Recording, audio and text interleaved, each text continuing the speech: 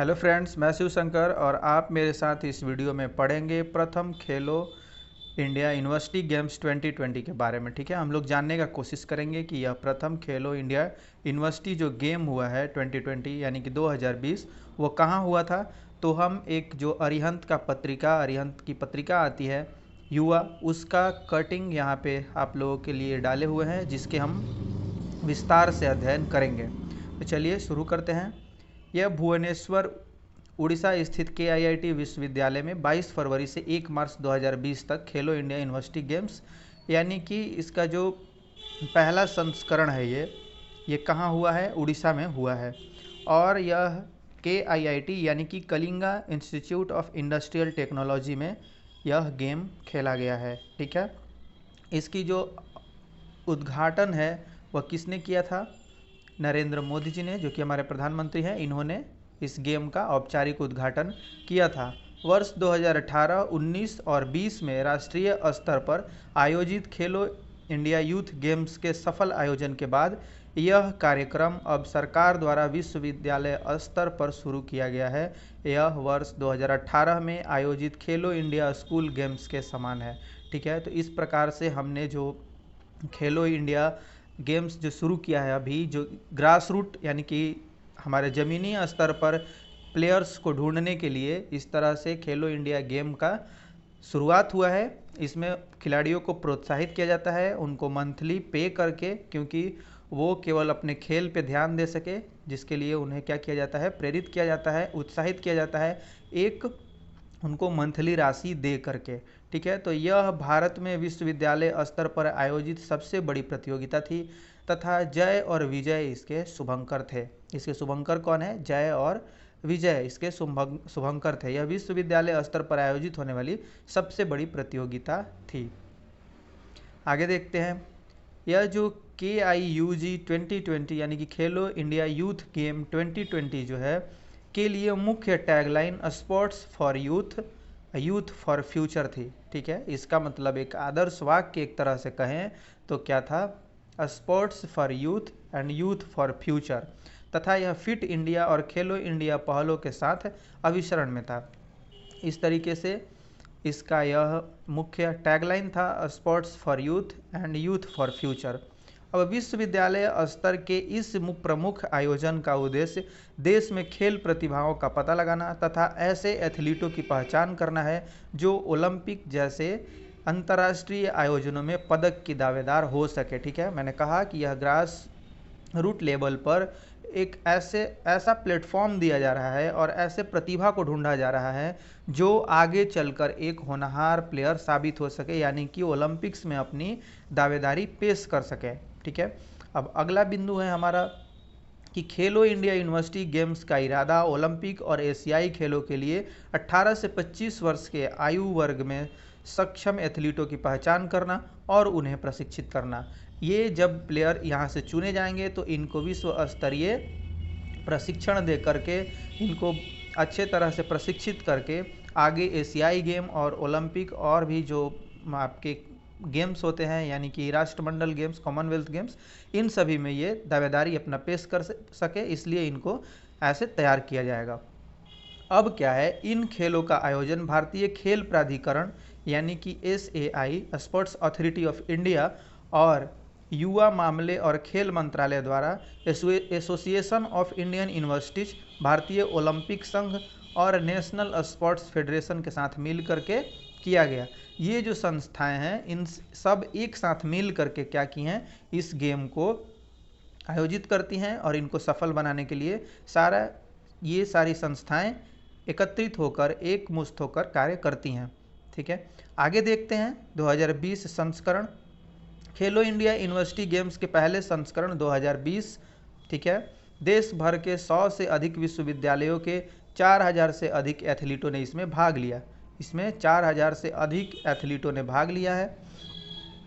अब देखते हैं कि प्रतिभागियों ने 17 अलग अलग खेल प्रतिस्पर्धाओं में भाग लिया, जिनमें तीरंदाजी, ठीक है, तीरंदाजी, एथलेटिक्स, मुक्केबाजी, तलवारबाजी, जूडो, फिर तैराकी, भारोत्तोलन, कुश्ती, बैडमिंटन, बास्केटबॉल, फुटबॉल, इस तरीके से इसमें 17 अलग अलग प्रतियोगिताएं हुई थी। Basketball, football, hockey, table tennis, tennis, volleyball, rugby और कबड्डी, इसमें ये पूरा 13 इसमें शामिल हैं। ठीक है, यही गेम हुए थे, इन्हीं के प्रतिस्पर्धा जो है आयोजित किए गए थे।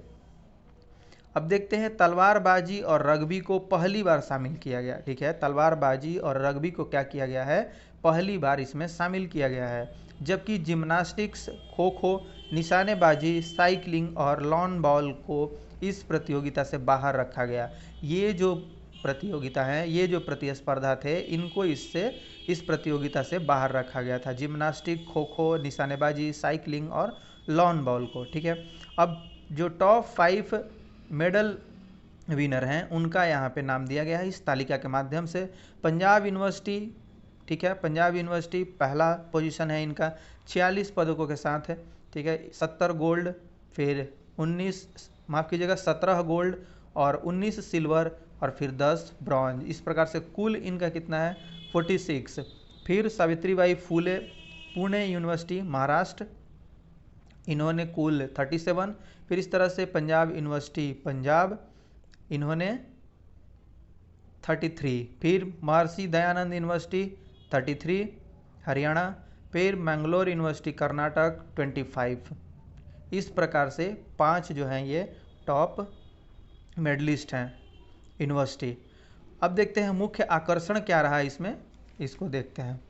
मुख्य आकर्षण सावित्रीबाई फूले पुणे यूनिवर्सिटी की महिला तैराक साध्वी धुरी और पंजाब यूनिवर्सिटी का पुरुष तैराक सिद्धांत सेजवाल ने इन खेलों में सबसे सफल एथलीट घोषित किए गए। ठीक है, इन खेलों में क्या किए गए, इन खेलों के सबसे सफल एथलीट घोषित किए गए। इन दोनों ने 5-5 स्वर्ण पदक जीते तैराकी में। ठीक है, एक महिला तैराक हैं जो कि सावित्रीबाई फूले पुणे यूनिवर्सिटी की तैराक हैं साध्वी धुरी। ठीक है, इन्होंने 5 जीते हैं। फिर पंजाब यूनिवर्सिटी के पुरुष तैराक, ये भी तैराक ही हैं, सिद्धांत सेजवाल, 5-5 स्वर्ण पदक इन्होंने जीता है और ये सबसे सफल प्रतियोगी घोषित किए गए हैं। ठीक है, सबसे सफल एथलीट घोषित किए गए हैं।